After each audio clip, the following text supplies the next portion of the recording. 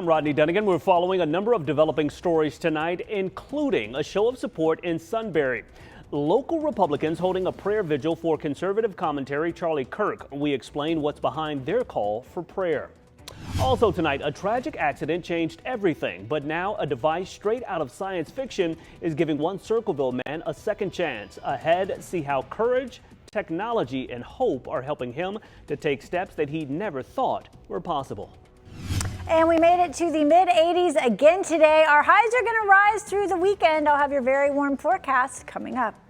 And a big weekend is on deck across Central Ohio, and we have got you covered. Ohio State and Ohio University are lighting up primetime on Saturday night at the Shoe, and fans are ready to rock and roll. Those stories and breaking news as it happens right now on Good Evening Columbus. Good Evening Columbus on ABC6 starts now. Okay, it's the weekend that football fans across the state have been waiting for. This time, Saturday night, OSU and OU will be hitting the field in the battle of in-state rivals. Of course, as the teams get ready to battle on the field, the bands will be putting on quite the show. Sports Director Dave Holmes has a preview of all the fun. As we count you down to the showdown at the Shoe, we're also highlighting all the excitement in store for fans. The best damn band in the land will march alongside the most exciting band in the land. 500 drones will fly to promote the Buckeyes for a cancer-free world. The special show will highlight the importance of timely cancer screenings and advancements in research. Ohio State has requested that fans wear gray, but you can accessorize with lavender in honor of cancer survivors nationwide.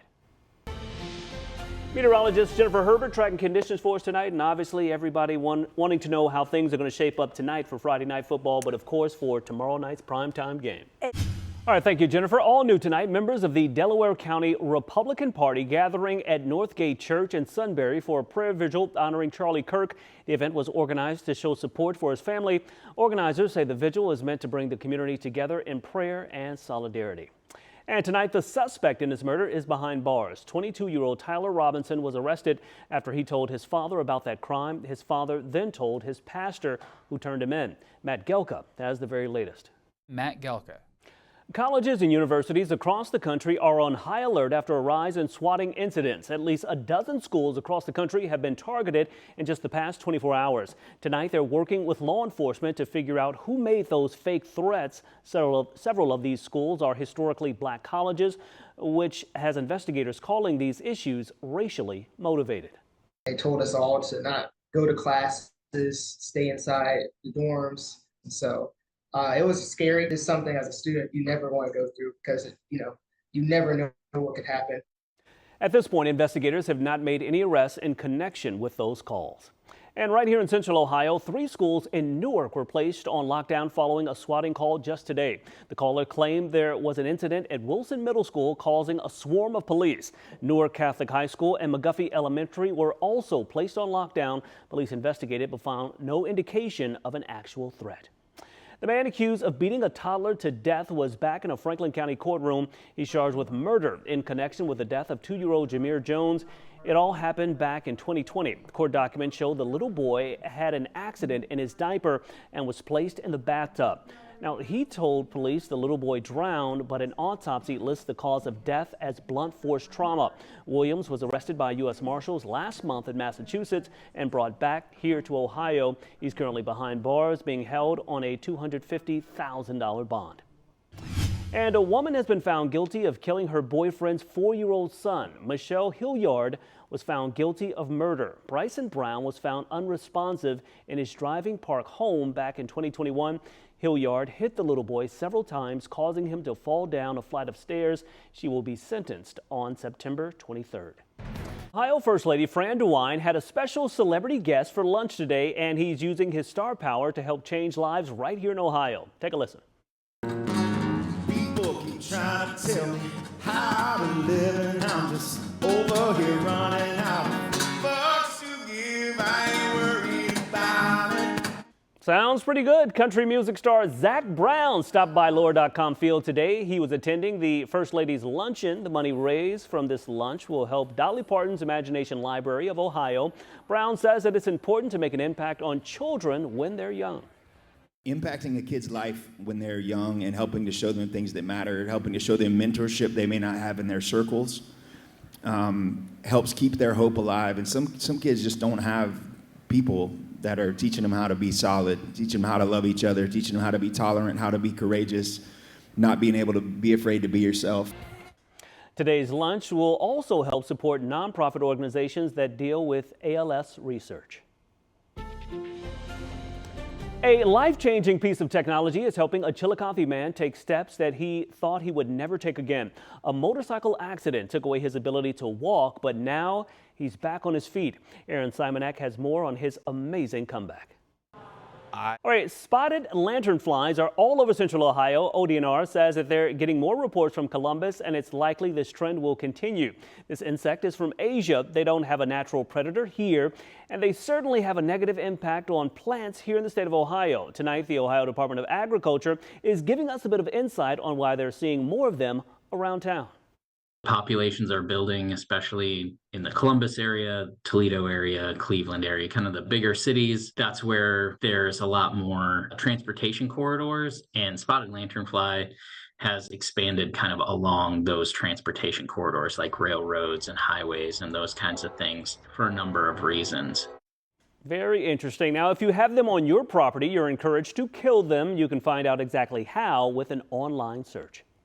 It was a sold-out crowd tonight at Lord.com Field as Team USA took down Japan and came out with a huge win, 2-0. Good evening. Thanks for joining us tonight at 11. I'm Rodney Dunigan. I'm Jessica Ralston. Big sporting events in Columbus are about more than playing ball. They also bring a boost to business. Even when the economy might show signs of slowing down, fans say they're still showing up. Isabel Hanson live outside Lord.com Field tonight. And Isabel, a lot of fans are spending pretty big bucks on events just like this. All right, thank you, Sarah. Crime hitting close to home for a Columbus crime fighter. FOP President Brian Steele posting a message on Facebook today. Apparently last night, crooks ripped off his Chevy Tahoe right from his front driveway. This all went down in Northwest Columbus. This no doubt an example that crime can happen anywhere to anyone. If you happen to spot that truck, give police a call. She was sentenced based on the current law. And what we're trying to do with Avery's law is to hold dog owners more accountable, more than a slap on the wrist. The movement behind a powerful piece of legislation in the wake of a brutal, violent, life-changing attack. Avery's law is named after 12-year-old Avery Russell, a little girl who survived a vicious pit bull attack last summer. Aaron Simonek was in the courtroom as that dog's owner learned her fate. She also has more on the legislation honoring that little girl that's making its way through the State House. All of this comes as the city is honoring the community leaders who helped hold police accountable and build trust between officers and the communities they serve. Former members of the Civilian Police Review Board were recognized for their vital work in overseeing police conduct and shaping reform. Columbus City leaders coming together to recognize the dedication of former members of the Civilian Police Review Board, community volunteers who played a crucial role in improving police oversight and fostering public trust. Just to really celebrate the work that they did, because they're volunteers and the time that you put in to be a board member is very extensive. Formed in 2021 after a voter-approved amendment, the Civilian Police Review Board provides civilian oversight of the Columbus Division of Police. Working alongside the Department of Inspector General, they investigate complaints of misconduct and excessive force.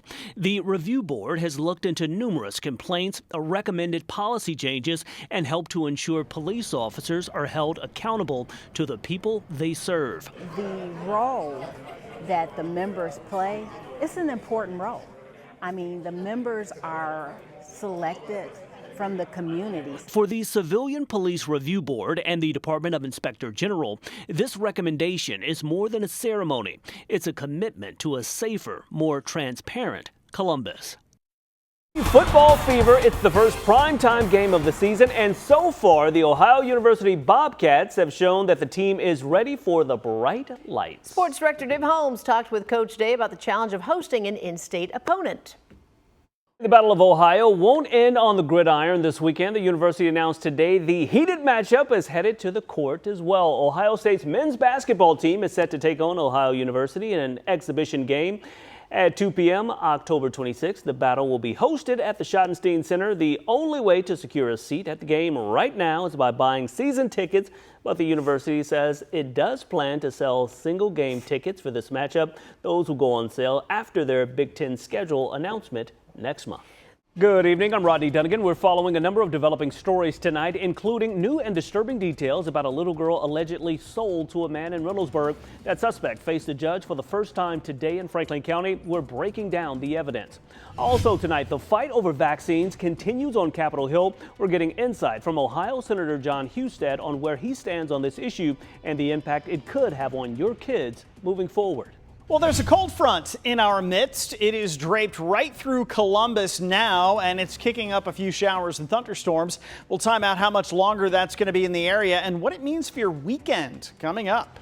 And OSU gearing up for a historic showdown against Grambling State this weekend. We've got insight on what makes this matchup so special.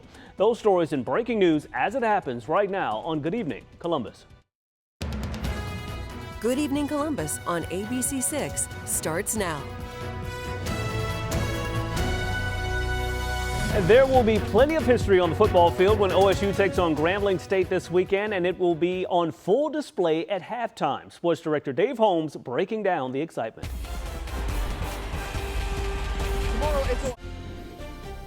Dave's very excited about the band. Very excited, very excited. And so is Grambling's coach. Again, I said this yesterday, just instill a little bit of confidence. I mean, I think we all know where the game is headed, but, you know, I guess. It's still going to be a great afternoon at the shoe. It's going to be a fantastic day. We're going to get into that forecast in a few minutes.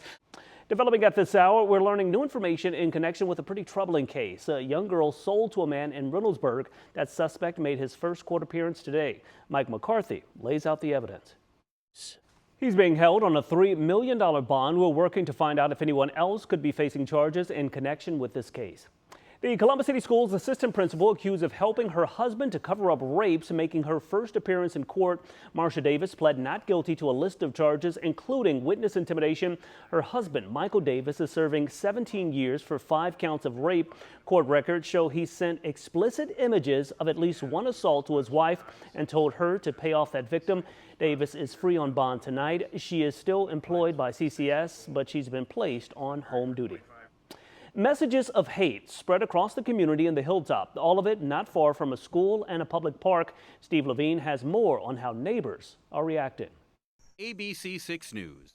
Ahead tonight, Ohio's members of Congress are talking about RFK Jr. and the heated debate over vaccines. After the break, why Senator John Husted calls it a messy process. And the Columbus Zoo's new baby elephant has a name, why they chose Rita Jean. Coming up.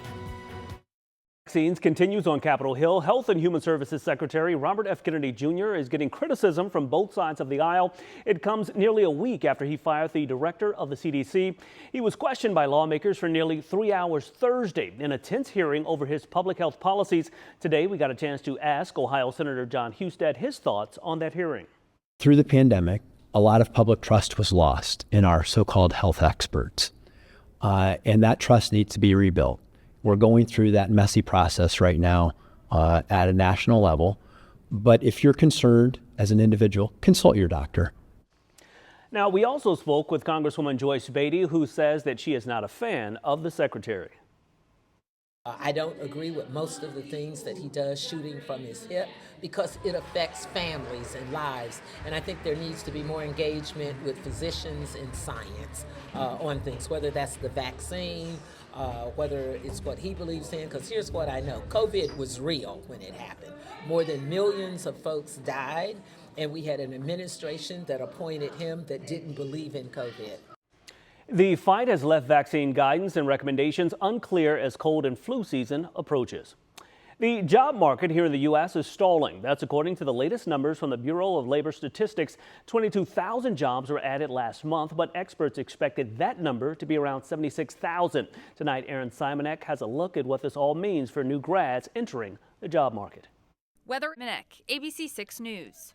All new tonight, the new baby elephant at the Columbus Zoo finally has a name. Let's introduce you to Rita Jean. The zoo named her after Rita Jean Wolf, a member of the prominent wolf family who passed away this past year. Now, according to the zoo, the elephant embodies the spirit of Rita Jean with compassion, strength, positivity, and humor. The wolf family, who owned the Dispatch, was key in convincing the city that it needed a zoo back in 1926.